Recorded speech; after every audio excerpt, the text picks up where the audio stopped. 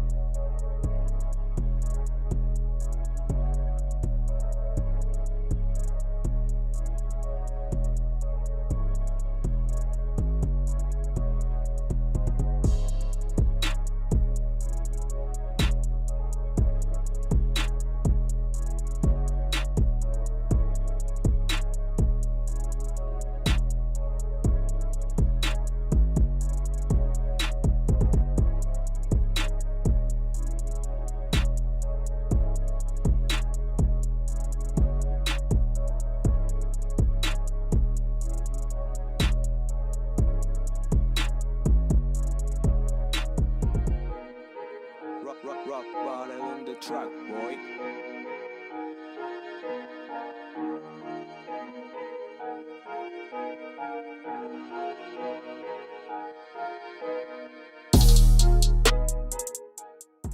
Одан кейін тағы да превью жасау ойға келді. Сөйтіп Мерхаба апамызды қиып алдым.